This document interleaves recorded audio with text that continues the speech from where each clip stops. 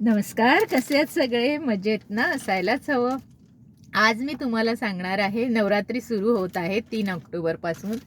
तर आज मी तुम्हाला सांगणार आहेत की कोणत्या 9 देवी आहेत आणि त्यांची माहिती आणि त्यांचं वाहन कोणते आणि त्यांना कोणत्या प्रकारचा प्रसाद देतात ते. तर ह्या नवरात्रीला शारदीय नवरात्री असं म्हणतात. 3 ऑक्टोबरपासून ती सुरू होत आहे. आणि आता ही देवीची नवरूपं कोणती आहेत? त्यांची पूजा केल्यावर आपल्याला काय फळ मिळतं? त्याबद्दल मी सविस्तर तुम्हाला थोडं सांगणार आहे. तर पहिली देवी जी आहे ती शैलपुत्री.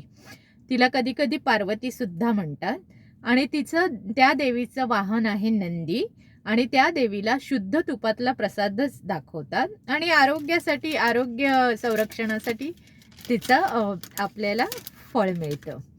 दुसरी जी देवी आहे ती ब्रह्मचारिणी देवी आणि हिला साखरेचा पदार्थ दाखवला जातो.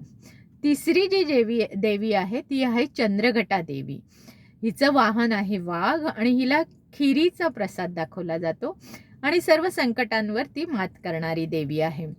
चौथी जी आहे ती कुशमंडा देवी. कुशमंडा देवी ही सर्व सुख आपल्याला प्राप्त करून देते आणि तिला मालपुआचा प्रसाद दाखवला जातो. त्याच्यानंतर जी पाचवी जी आहे ती स्कंदमाता देवी. हिचं वाहन आहे सिंह आणि तिला केळीचा नैवेद्य दाखवला जातो आणि अपत्य ज्यांना होत नाही किंवा अपत्य प्राप्तीसाठी ह्या देवीची पूजा केली जाते. त्याच्यानंतर 6वी जी आहे ती कात्यायनी देवी. कात्यायनी देवीचं वाहन आहे सिंह आणि तिला मधाचा नैवेद्य दाखवला जातो आणि सर्व संकटांवर मात करणारी अशी ती देवी आहे.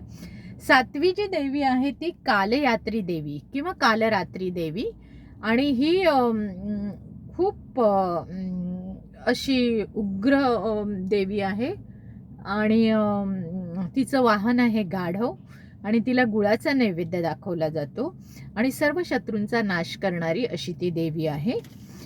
नंतर 8वी जी देवी आहे ती महागौरी देवी. हिचा वाहन आहे पांढरा हत्ती किंवा पांढरा बैल आणि तिला आपण नारळाचा नैवेद्य अर्पण करायचा असतो आणि ही सर्व तुम्हाला संपत्ती, सुख, संपत्ती याच्यावर चांगलंच फळ मिळतं. त्यानंतर शेवटची जी देवी आहे ती आहे सिद्धिपात्री देवी. सिद्धिपात्री देवीचं वाहन आहे कमळ आणि तिला तिळाचा प्रसाद दिला जातो. तर अशा प्रकारे तुम्ही जर ह्या 9 दिवसात 9 देवींची पूजा केली, त्यांना त्या प्रकारे त्यांना प्रसाद अर्पण केला आणि भक्तिभावाने त्यांची पूजा केली तर तुम्हाला नक्कीच फळ मिळेल. तर तुम्ही ते करा आणि माझा व्हिडिओ आवडल्यास त्याला लाईक, शेअर आणि सबस्क्राईब करायला विसरू नका. धन्यवाद.